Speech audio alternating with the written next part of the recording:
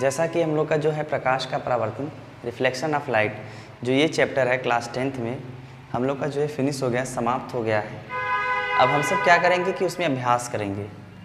तो ये अभ्यास प्रश्न है और अभ्यास प्रश्न हम बहुत आसानी से कर सकते हैं यदि जो भी हमारा पिछला वीडियो सब देखे होंगे, जितना भी पढ़ाया गया प्रकाश के परावर्तन में अच्छी तरीके से आप लोग देखे होंगे, तो ये अभ्यास बिल्कुल आसानी तरीके से हो जाएगा, एकदम आसान है और उनको अच्छे से समझ में भी आ जाएगा। तो इस अभ्यास को करने के लिए या इस अभ्यास को समझने के लिए आपको पिछले वीडियो को जितने भी है प्रकाश के परावर्तन में हम सब ने बनाया है उसको देखना पड़ेगा, उसके बाद ही ये समझ में आएगा। आइए क्वेश्चन की ओर चलते हैं। 20 सेंटीमीटर वक्रता त्रिज्या वाले अवतल दर्पण की फोकस दूरी कितनी होगी? ठीक है, तो मैं क्वेश्चन को यहाँ पे सॉल्व करूँगा। तो देखिए क्वेश्चन नंबर फर्स्ट की बात करें तो सॉल्व कर रहे हैं हम लोग, ध्यान से देखिए। 20 सेंटीमीटर वक्रता त्रिज्या, तो वक्रता त्रिज्या को आर से कहेंगे, कैपिटल आर से, और किसी किसी बुक में स्मॉल आर से भी दिखाया गया है, तो इसमें बहुत बड़ी कोई इसके लिए कोई इशू नहीं है, बहुत बड़ी बात नहीं है। देखिए तो कैपिटल आर इक्वल टू कितना दिया है? 20 सेंटीमीटर। ठीक है, 20 सेंटीमीटर वक्रता त्रिज्या यानी आर से अवतल दर्पण की वाले अवतल दर्पण की फोकस दूरी कितनी होगी? जो पता है उसको हमने लिख लिया और जो निकालना है उसके बराबर हमने क्वेश्चन मार्क लगा दिया कि 20 सेंटीमीटर की वक्रता त्रिज्या वाले अवतल दर्पण में फोकस दूरी बतानी है। तो हम और सब जानते हैं कि फोकस दूरी और वक्रता त्रिज्या में क्या संबंध होता है कि F इक्वल टू होता है R/2। क्यों? क्योंकि बताया गया था जैसे दर्पण है, मान लीजिए ये है कॉन्केव मिरर, यहाँ पे C और मतलब वक्रता केंद्र और ये मुख्य फोकस। तो जो मुख्य फोकस होता है ना, जो मुख्य फोकस होता है वह ध्रुव और वक्रता केंद्र के ठीक बीच में होता है, यानी जितनी दूरी इसकी ध्रुव से होगी उतनी दूरी वक्रता केंद्र से होगी। अब यहाँ से यहाँ तक पूरा क्या होता है R, और यदि आधा कर देंगे, यहाँ फोकस दूरी तक निकालेंगे तो R/2, और ध्रुव से मुख्य फोकस के बीच की दूरी फोकस दूरी, तो अब इसका आधा यहाँ तक ले जाएंगे तो R/2 हो जाएगा। टोटल R है लेकिन यहाँ तक देखेंगे तो R/2, तो इसीलिए जो फोकस दूरी होती है वक्रता त्रिज्या के आधे के बराबर होती है। तो वक्रता त्रिज्या दिया था 20 सेमी, 20 लिख दिया गया, फोकस दूरी पूछा था तो ये लिख दिया F बराबर R/2। तो यहाँ से देखिए कि F बराबर R का वैल्यू कितना है 20 यानी 20/2, 2 एकम 2, 2 एकम 2 यानी 2 धामे 20। तो F इक्वल टू कितना आ गया 10 सेंटीमीटर। लेकिन अब ये समझना है कि जो फोकस दूरी है ये हमारा जो 10 आया है प्लस होगा यानी पॉजिटिव होगा या नेगेटिव होगा, प्लस होगा या माइनस होगा, धनात्मक होगा कि ऋणात्मक होगा, तो वो बात हमें समझनी होगी। तो हमने बताया था कि अवतल दर्पण में फोकस दूरी इस साइड होती है ना, किधर होती है? बाएं साइड होती है, लेफ्ट साइड, और लेफ्ट साइड में हमेशा क्या मिलता है? ऋणात्मक, माइनस मिलता है। तो फोकस दूरी इधर मिलेगी इन दोनों के बीच में, तो ये क्या होगा? माइनस में होगा।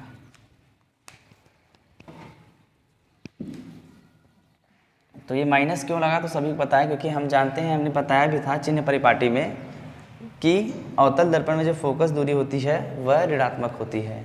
तो -10 सेमी आपका आंसर हो गया। ठीक,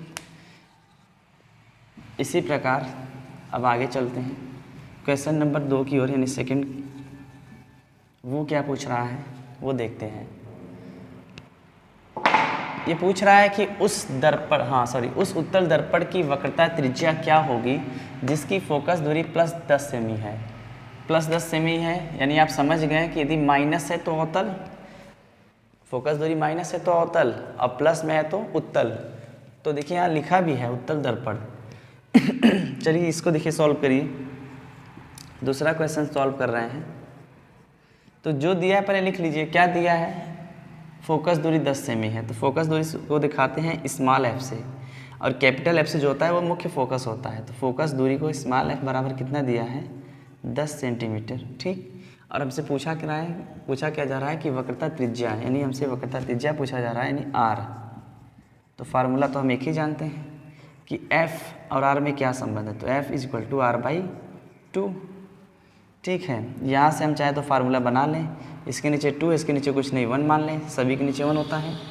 R 1 जा R और 2 का F में कर देंगे, F का 2 में तो 2F। ठीक, तो R बराबर यानी कितना हो जाएगा 2 इंटू F, F की वैल्यू कितना है 10, तो R बराबर 2 दहा में 20, 2 हाँ 10 जा 20 सेंटीमीटर। ये आंसर हो गया। स्टेप बाय स्टेप देखिए, फोकस दूरी 10 दिया था, 10 मैंने लिख दिया, और R पूछा था तो R बराबर क्वेश्चन मार्क। इन दोनों में क्या संबंध होता है, तो F इक्वल टू R/2 हमने फार्मूला बना लिया। यहाँ इसके नीचे 2 था, इसके नीचे 1 बना लिया, R 1 जा R और यहाँ F का 2 में 2F। ठीक, अब वैल्यू पुट कर दिया, R इस बराबर बराबर 2 है 2 लिख दिया, F की जगह पे 10, 2 दहा में 20 सेंटीमीटर, तो 20 सेंटीमीटर जो है यानी करेक्ट आंसर है। ठीक, इसी प्रकार अगले क्वेश्चन की ओर चलते हैं। क्वेश्चन 3 हमसे क्या पूछ रहा है वो देखते हैं।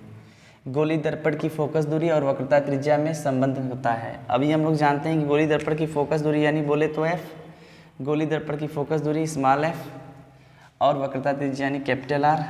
ठीक, और किसी किसी बुक में स्मॉल r भी है, तो उसके लिए घबराना नहीं है, मैं बार बार कह रहा हूँ। तो फोकस दूरी वक्रता त्रिज्या में क्या संबंध है, तो गोली दर्पण का मतलब क्या हुआ कि अवतल उत्तल दोनों के लिए है, तो हमें यही जानते हैं कि F बराबर किसको होता है R/2। तो देखिए बराबर R/2 कहाँ है, यहाँ है, यानी ऑप्शन ए भी सही है। और ये तो गलत है क्योंकि ये कहीं से भी नहीं आएगा 2R, इसके तो आधी होती है, ये भी नहीं होगा और ये भी नहीं, सब रॉन्ग है। हाँ, ये होता है कि R इक्वल टू 2F, तो सही होता है क्योंकि यहाँ से अभी हमने फार्मूला बनाए थे R 1 जा R 2 का F में, लेकिन ये ऑप्शन में नहीं। यदि कभी मिल गया, यदि ये वाला नहीं है और ऐसा मिल गया तो ये सही होगा। चलिए, तो हमारा तीसरा भी हो गया। चौथे में देखिए क्या पूछ रहा है, इनमें से कौन सा दर्पण वस्तु से छोटा आभासी प्रतिबिंब बनाता है। तो आभासी प्रतिबिंब तो अवतल भी बनाता है, उत्तल भी बनाता है, समतल भी बनाता है, तीनों बनाते हैं आभासी। लेकिन अब ये देखना है वस्तु से छोटा। बात देखिए, आभासी तीनों बनाते हैं, समतल, अवतल, उत्तल, लेकिन वस्तु से छोटा, तो वस्तु से छोटा किस में मिलेगा, हमेशा और हमेशा उत्तल दर्पण में मिलेगा।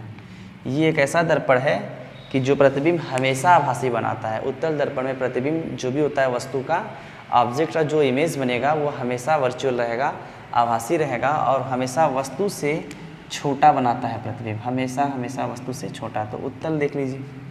अगला है, उत्तल दर्पण के सामने रखी वस्तु का प्रतिबिंब बनता है।